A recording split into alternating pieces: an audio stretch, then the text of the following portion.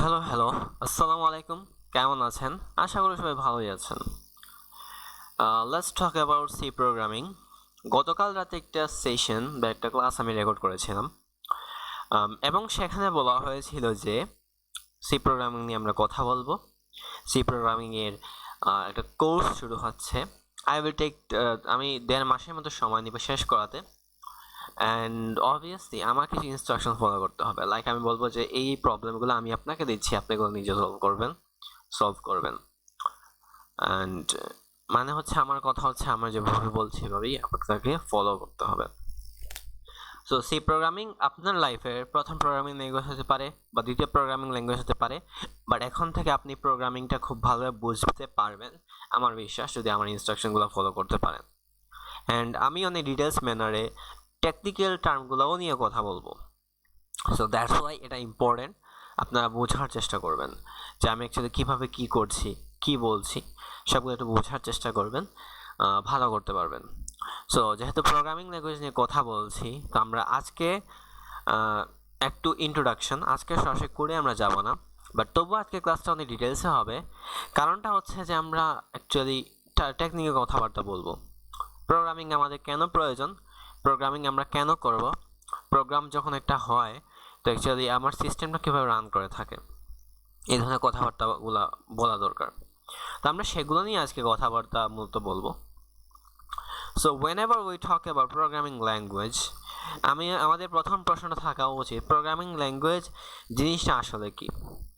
So আসলে অনেকের কাছে এটা অনেক বোরিং একটা কোয়েশ্চেন হতে পারে, কারণটা হচ্ছে আমরা সিম্পলি জানি এটা কি, কিন্তু আমি শুধুমাত্র একদম সবাইকে টার্গেট করে বানিয়েছি। আমি শুধুমাত্র আপনাদের স্পেসিফিক কোনো গ্রুপকে টার্গেট করে বানাইনি, একদম সবাই যে একদম জিরো থেকে শিখতেছে তাদের জন্য এটা অ্যাপ্লিকেবল।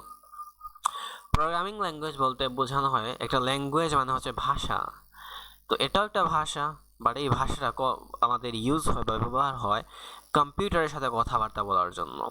আমি অনেকবার বলেছি, বারবার বলছি এবং আবারও বলছি, কম্পিউটারটা ডাম্প মেশিন, এ নিজে নিজে কোনো কিছুই করতে পারে না। আমি তাকে প্রতিটা স্টেপে ইনস্ট্রাকশন দিতে হবে এবং সে অ্যাকচুয়ালি আমার যে ইনস্ট্রাকশনটা সে ফলো করবে। এটাই হচ্ছে আমাদের প্রোগ্রামিং ল্যাঙ্গুয়েজ। তো এই প্রোগ্রামিং ল্যাঙ্গুয়েজটা আমরা এই কারণেই মূলত ব্যবহার করে থাকি, ঠিক আছে। কিন্তু এখন আরেকটা প্রশ্ন আসে, সেটা হচ্ছে আমি একটা শকিং কথা বলবো, সেটা হচ্ছে আমাদের কম্পিউটার আসলে প্রোগ্রামিং ল্যাঙ্গুয়েজও বোঝে না। তাহলে আমরা প্রোগ্রামিং ল্যাঙ্গুয়েজ ইউজ করবো কেন? কম্পিউটার যে ভাষাটা বোঝে সেই ভাষাটার নাম হচ্ছে বাইনারি। আপনারা অনেকে এইচএসসি যারা পাশ করে ফেলছেন তারা জানেন নাম্বার থিওরি বা সংখ্যা পদ্ধতি নামে একটা টপিক আছে, এখানে একটা অধ্যায় ছিল। আপনারা বাইনারি, ডেসিমাল, হেক্সাডেসিমাল এই ধরনের কিছু নাম্বারিং সিস্টেম আপনারা পড়েছিলেন এবং আপনারা বাইনারি নিয়ে খুব ভালোভাবে পড়েছেন। বাইনারি কনভার্সন আপনারা শিখেছিলেন, বাইনারিতে যোগ বিয়োগ ইত্যাদি আপনি শিখেছিলেন। তো কম্পিউটার যে জিনিসটা বোঝে সেটা হচ্ছে বাইনারি। বাইনারি এর ক্ষেত্রে যে জিনিসটা সবচেয়ে গুরুত্বপূর্ণ সেটা আপনি জানেন, বাইনারি বেসটা হচ্ছে টু। টু মানে হচ্ছে এখানে ওয়ান এবং জিরো, প্রথমে ওয়ান এবং জিরো ছাড়া অন্য কিছু নেই। আর টু এর বেস বলতে বোঝানো হয় প্রথমে আমাদের 2 করে বাড়বে, তারপর এইটার পাওয়ারটা সে 4 হয়ে যাবে, তারপর এটা কি হবে, তারপর এটা 8, তারপর এটা হচ্ছে আমাদের 16, এভাবে করে বাড়তে থাকবে। এখন আমি এর মানে বলছি না যে অ্যাকচুয়ালি এখানে সে 2 4 6 এইভাবে করে বাড়তে 2 4 8 16 এভাবে করে সংখ্যাটা হচ্ছে। আমি বলছি এটা হচ্ছে যে প্রথমত 1 0, তারপরে এই 1 0 0 1 0 1 এইভাবে করে বাড়তে থাকবে। বাট এটা অ্যাকচুয়ালি জাস্ট এক্সাম্পল হিসেবে 0 1 1 0 বলছি।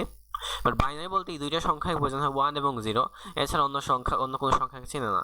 বাট এটা বেসে সবসময় 2 থাকে। এরা হচ্ছে বাইনারি বিশেষত্ব।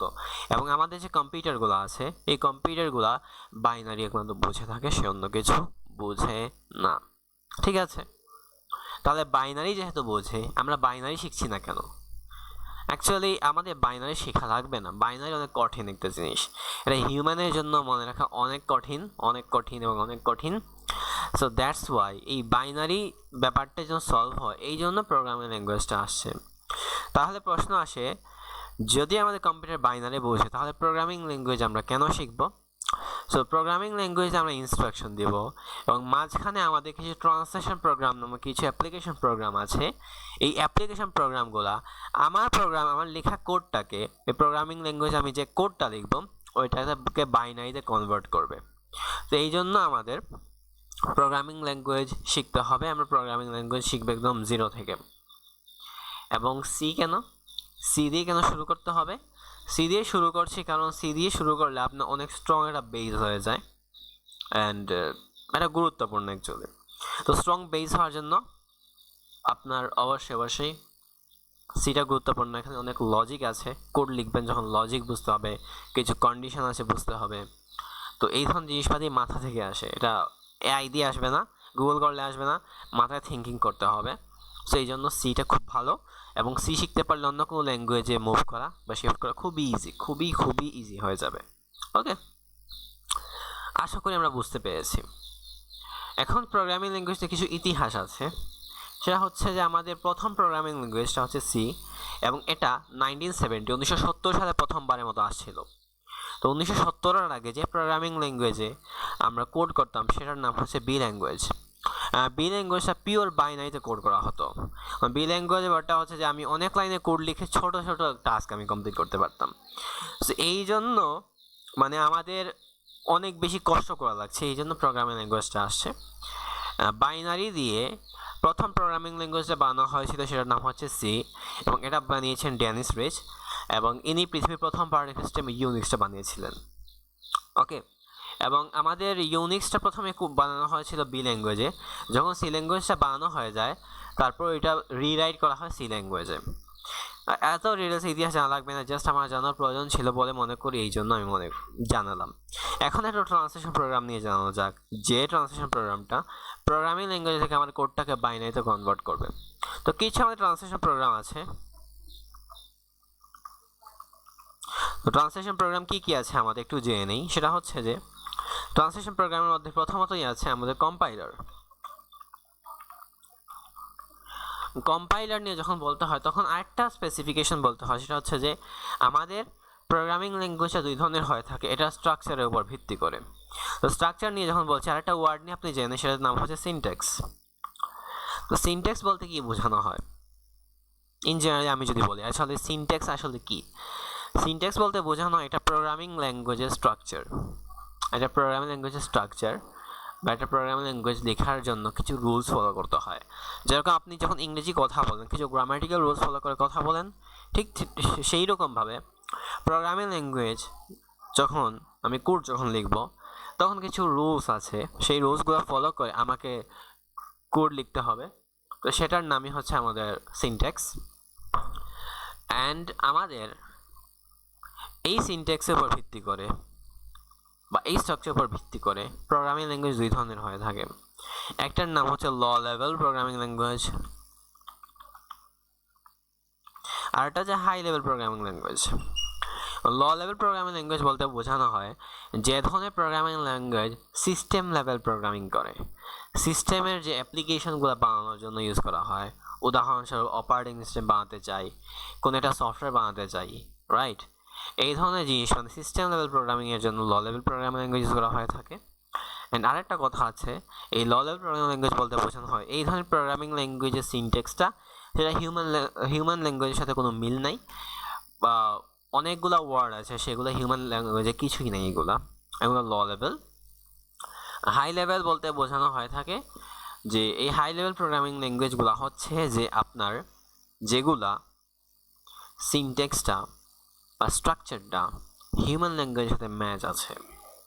যে ওয়ার্ডগুলো এই হাই লেভেল ল্যাঙ্গুয়েজ ইউজ করা হবে সেই ওয়ার্ডগুলো আমরা আমাদের ডেইলি লাইফে ইউজ করে থাকি, এটাকে high level programming language use করা বলা হয়ে থাকে।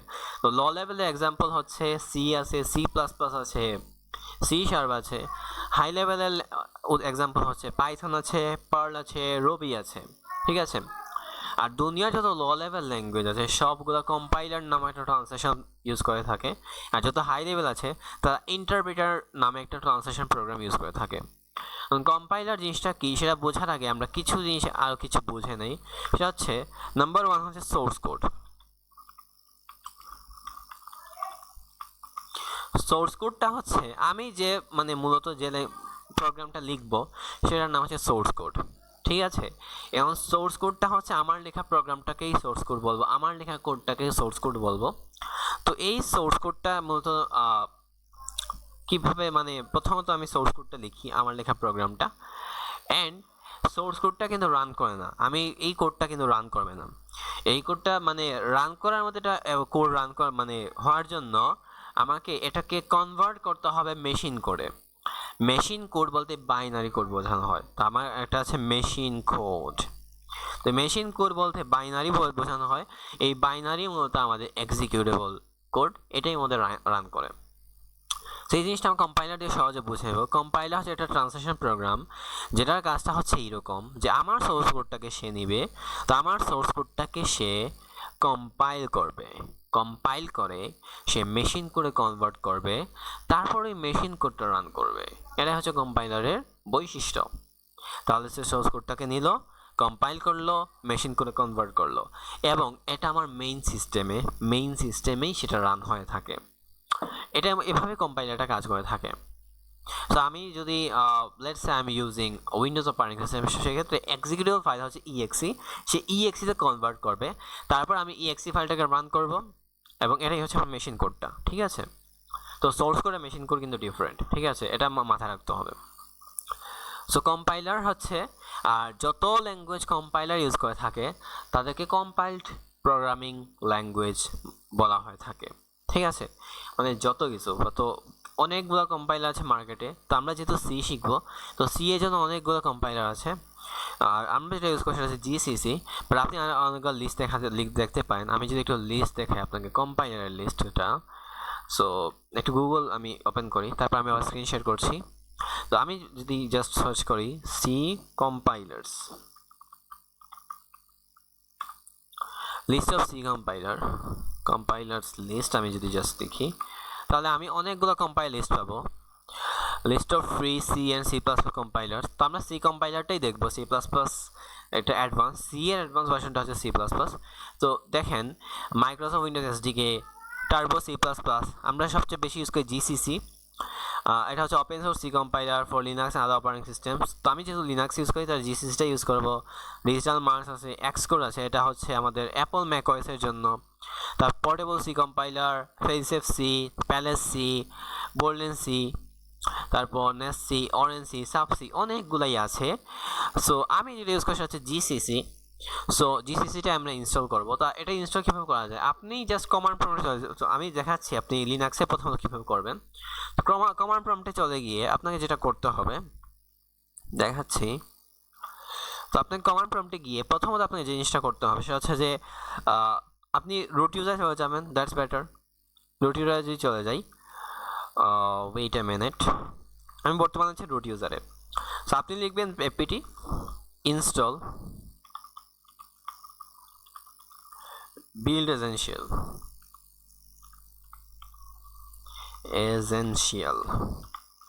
নাকি এসেনশিয়ালস, আমি ভুলে গেছি একটু। তো এই জিনিসটা অলরেডি যেহেতু ইনস্টল আছে তাই আমি দেখাচ্ছেন, তো এটা দিবেন। আর এটা হচ্ছে আপনার অ্যাপিটি ইনস্টল, আমরা জিসিসি ইনস্টল করবো কারণ এটা সি কম্পাইলার। জি প্লাস প্লাসটা হচ্ছে আপনার সি প্লাস প্লাসের জন্য এটা কম্পাইলার, আর সি ল্যাং জিডিবি এগুলো ইনস্টল দেবো। সো এইগুলাও কম্পাইলার কিছু লিস্ট, চারটা মতো একটা কম্পাইলার ইনস্টল হয়েছে, আর আমার যেহেতু অলরেডি ইনস্টল তাই এখানে আর ইনস্টল হচ্ছে না। তার সাথে লিনাক্স ইনস্টল, তারপর আপনি একটা মানে আপনার একটা আইডি লাগবে। আমার কম্পাইলার ইনস্টল হয়ে গিয়েছে, আমি যেখানে প্রোগ্রাম লিখবো, মানে যেটা অ্যাকচুয়ালি আমার যে প্রোগ্রামটা আছে আমার কোডটাকে আছে সেটাকে মেশিন করে কনভার্ট করবে, এটার ব্যবস্থাটা হয়ে গেছে। কিন্তু আমার একটা কোড এডিটর লাগবে। কোড এডিটর মানে হচ্ছে আমি যেখানে কোড লিখবো, অনেকে বলবে যে আমি উইন্ডোজ ইউজার, আমি নোটপ্যাডে লিখবো, নোটপ্যাডে লিখতে পারেন, বাট অ্যাকচুয়ালি এখানে কোড কোনটা নর্মাল টেক্সট কোনটা বুঝবেন না, উল্টাপাল্টা হয়ে যাবে, কোড ম্যানেজমেন্ট খুবই টাফ হয়ে যাবে, তো এটা কোড এডিটর প্রয়োজন। সো এই জন্য আমরা আইডি ইউজ করে থাকি। আচ্ছা আইডি মানে কি, আইডিই এর মিনিংটা হচ্ছে ইন্টিগ্রেটেড ডেভেলপমেন্ট এনভায়রনমেন্ট। আইডি হচ্ছে সেই জায়গা যেখানে আমি কোড লিখবো। সো সবাই অনেকে আইডি ইউজ করে থাকে, বাট আমি যে আইডিটা সব সার্চ করবো সেটা হচ্ছে ভিএস কোড। ভিএস কোডটা খুবই ভালো একটা আইডি, আপনি এটা ইউজ করতে পারেন, এটা খুব ভালো। এআই করে এটা দরকার নাই, এআই এর আমি ভাইব করে হতে সাজেস্ট করবো না, নিজে কোড লিখেন, বুঝেন লজিকগুলো।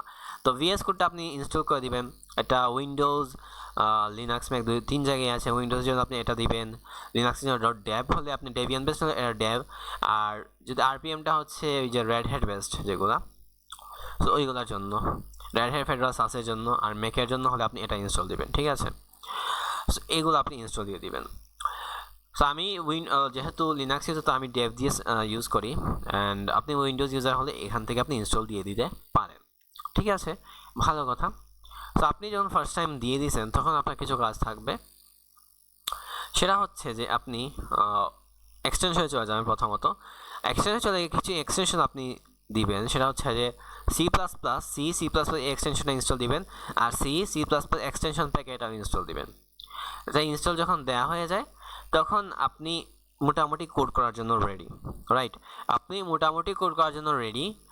আর আপনি থিম চেঞ্জ করতে পারেন, কিছু সেটিংস আমি বলে দিই ভিএস কোডে, সেটা হচ্ছে সেটিংসে গিয়ে আপনি সেটিংসে চলে যাবেন। আচ্ছা, কিছু আপডেট বলছে, এই আপডেটটা আপাতত আমি তো দিতে চাই না, তবু এখানে একটা সিম্পল আপডেট আসছে। আচ্ছা, যাই হোক, এটা আপাতত দরকার না, আমরা ভিএস করে যাই। সো আমরা কিছু সেটিংসে যাব। তো এখানে সেটিংসে গিয়ে আপনি মাউস হুইল নামে একটা অপশন পাবেন, মাউস হুইল। সো এটা দিবেন, তো এটা চেকমার্ক দিবেন। এটা চেকমার্ক করলে মাউস দিয়ে মানে মাউস হুইল দিয়ে স্ক্রল করা যাবে, জুম করা যাবে, জুম আউট করা যাবে। এটা আপাতত আর মোটামুটি এতটুকুই। আর থিম চেঞ্জের জন্য কিছু থিম আপনি দিতে পারেন। তো আর গিটহাব থিম নামে একটা ভালো একটা এক্সটেনশন আছে, এটা দিয়ে আপনি থিমের কালার চেঞ্জ করতে পারেন। আর আমারটা নিয়ে আমি বর্তমানে স্যাটিসফাই, যেমন আমি কোনটা আমি ডার্ক মূলত সাজেস্ট করি, তো আমি এই থিমটাই ইনস্টল দিব, ইউজ করি অলওয়েজ। তো এটা আপনার এটা ব্যক্তিগত ইচ্ছা যার যায়, ঠিক আছে। আশা করি বুঝতে পেরেছেন। এখন অনেকে একটা প্রশ্ন হতে পারে, সেটা হচ্ছে যে একটা গুরুত্বপূর্ণ জিনিস, সেটা হচ্ছে যে ইন জেনারেলি যত প্রোগ্রামিং ল্যাঙ্গুয়েজ ইউজ করে থাকেন না কেন, আপনি ফার্স্ট টাইম যখন সেট আপ দিবেন, কম্পাইলার সেট আপ হয়ে গেল, ভালো কথা। কিন্তু আমি লিনাক্স ইউজার, তো সেই ক্ষেত্রে কম্পাইলার খুবই ইজিলি ইনস্টল হয়ে গিয়েছে। অ্যান্ড প্রতিটা প্রোগ্রামিং ল্যাঙ্গুয়েজের ক্ষেত্রে পাথ সেট আপ করা লাগে। লিনাক্স ইউজার হলে পাথ সেট আপ করা লাগে না, সেটা নিজে নিজে করে দেয়। কিন্তু উইন্ডোজ ইউজার হলে পাথ সেট আপ করতে হয়। সো প্রথমত উইন্ডোজ ইউজাররা কী করবেন? সো আপনারা জাস্ট যেটা সার্চ করতে পারেন যে আমাদের সি কম্পাইলার ফর উইন্ডোজ। আমি একটু প্রসেসটা বলে দিই, C compiler for Windows, just এটা বলে নিলাম। তো অনেকগুলো কম্পাইলারই আছে, যেমন Intel C plus compiler, C তে একটা ভালো কম্পাইলার আছে, এগুলো করতে পারেন। বাট আমি যেটা সাজেস্ট করবো, সেটা একটা সফটওয়্যার প্যাক আছে, সেটা হচ্ছে যে মিনজিডাব্লিউ। তো এই মিনজিডাব্লিউ যখন আপনি সার্চ করবেন, তো এটা সফটওয়্যার প্যাক পেয়ে যাবেন। এটা হচ্ছে আপনার উইন্ডোজের জন্য, এটা হচ্ছে একটা কম্পাইলার, এটাতে সি কম্পাইলার আছে, সি প্লাস প্লাসও কম্পাইলার আছে। তো আপনি যখন ইনস্টল দিবেন, ইনস্টল দেওয়ার ক্ষেত্রে আপনি ইএক্স একটা ফাইল পাবেন, আর এগুলো ডাবল স্টেপ ক্লিক করে ইনস্টল দিবেন। তো ওপেন করার পর এই ধরনের অপশন পাবেন। সো আপনি ইনস্টল করে দিবেন, একটা পাথ দিবেন যে কোন লোকেশন ইনস্টল হবে, কন্টিনিউ করবেন। তারপর আপনার কিছু জিনিস সিলেক্ট করতে হবে, যে download set up, installation manager, এগুলো আপনি দিয়ে দিবেন, কন্টিনিউ করবেন। তারপর আপনাকে এখান থেকে সিলেক্ট করতে হবে যে এগুলো আপনি কোন কোন মানে মানে কী কী কম্পাইলার ইনস্টল করবেন, রাইট? সো সেই ক্ষেত্রে আপনি এখানে সি এর যে ইনস্টলার সেটা সিলেক্ট করবেন। সো যেটা আমি সাজেস্ট করবো, বাই ডিফল্ট একটা জিনিস থাকবে সিলেক্ট করা, মিনিটাল 30 মিনিটাল গেট বিএনজিওয়াই, তো এইগুলো একটু সিলেক্ট করে রাখবেন। সো মিনিটাল প্যাকেজ ডাউনলোড ইনস্টলেশন টুল, তো বাই ডিফল্ট যেটা থাকবে ওইটা ইনস্টল করে দিবেন, কন্টিনিউ করবেন, তো হয়ে যাবে মোটামুটি। সো এরপর মূলত কী করতে হবে, সো এরপরে আপনি রেডি টু গো কোড করার জন্য মোটামুটিভাবে আপনি রেডি। সো এখানে মূলত আমি যে জিসিসিটা এখানে ইনস্টল দিছি কমান্ড লাইনে, ওই সেম জিনিসটাই মতো এখানে ইনস্টল হবে। বাট আরেকটা অপশন আছে, মিনজিডাব্লিউ যদি ইনস্টল করতে চান না, তাহলে আপনি যেটা করতে পারেন যে download GCC in Windows, download GCC for Windows. কীভাবে সরাসরি আমরা জিসিসি ইনস্টল করতে পারি, তো সেক্ষেত্রে বলেই দিছে, তো আপনাকে মিনজিডাব্লিউ এই যে W64 এইটা আপনাকে ইনস্টল দিতে হবে। তো মিনজিডাব্লিউটা আপনাকে ইনস্টল দিতে হবে, তাহলেই সবচেয়ে সহজ, ঠিক আছে। আশা করি বুঝতে পেরেছেন। আপনি এই প্রসেসগুলো ফলো করতে পারেন, গুগল করতে পারেন, আপনার রেডি টু গো, আপনি কোড করার জন্য রেডি। আশা করি বুঝতে পেরেছেন। আর এখানে আমি যে জিনিসটা বলতে হবে সেটা হচ্ছে যে কম্পাইলের ক্ষেত্রে কিছু বৈশিষ্ট্য আছে।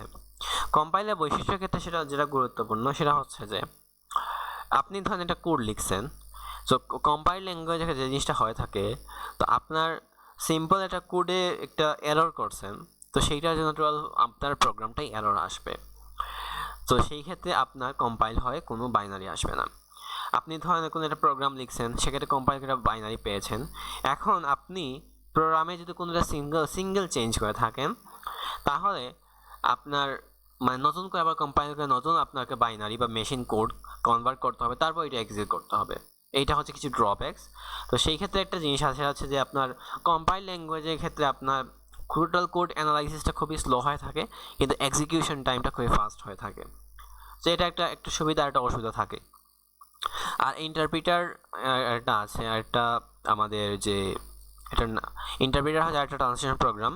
তো ইন্টারপ্রিটারটা হচ্ছে এটা মূলত আমাদের এখানে কোনো ইএক্সি বা কোনো একটা মেশিন কোড কনভার্ট হয় না, সরাসরি আমি ওই মানে সোর্স কোড থেকে রান করা যায়, বাট এখানেও মূলত মেশিন কোড রান হয়ে থাকে, বাট ওইটা আমাদের কাছে শো করে না। তো ইন্টারপ্রিটার ব্যবহার আমরা পাইথনের কোর্সে আমরা দেখবো। অ্যান্ড আরেকটা হচ্ছে অ্যাসেম্বলার, এটা হচ্ছে অ্যাসেম্বলি কোডগুলো আমাদের রান করার জন্য এইটা ইউজ করা হয়ে থাকে। ইন্টারপ্রিটার কীভাবে কাজ করে এটা ভবিষ্যতে আমরা জানবো, বাট ইন্টারপ্রিটারটা বৈশিষ্ট্য হচ্ছে যে এটা লাইন বাই লাইন অ্যাকচুয়ালি আমাদের কোডটা দেখে। এটার অ্যানালাইসিস খুবই ফাস্ট, কিন্তু execution time slow compare to আমাদের কম্পাইল ল্যাঙ্গুয়েজ। অ্যান্ড বৈশিষ্ট্য হচ্ছে যে কম্পাইলের ক্ষেত্রে অ্যাকচুয়ালি টোটাল কোডটাকে মানে একই সাথে অ্যানালাইসিস করে, সিঙ্গেল ভুলের জন্য টোটাল কোডটা আমাদের ভুল হয়ে যায়, কিন্তু ইন্টারপ্রিটার লাইন বাই লাইন মানে কোনো একটা সিঙ্গেল লাইনের ভুলের জন্য অন্য বাকি কোডগুলোতে কোনো এফেক্ট পড়ে না। সেটাই হচ্ছে কথা। তো সি ল্যাঙ্গুয়েজের একটা ফর্মাল ইন্ট্রোডাকশন বলা যায়। সো পরবর্তীতে আমরা নেক্সট ক্লাস থেকে আমরা সিতে সরাসরি জাম্প করব, অনেকগুলো জিনিস শিখবো, অনেক প্রবলেম সলভিং করব, অ্যান্ড অবশ্যই দেখা হবে। সো আজকে ভিডিওটা এতটুকুই থাকলো।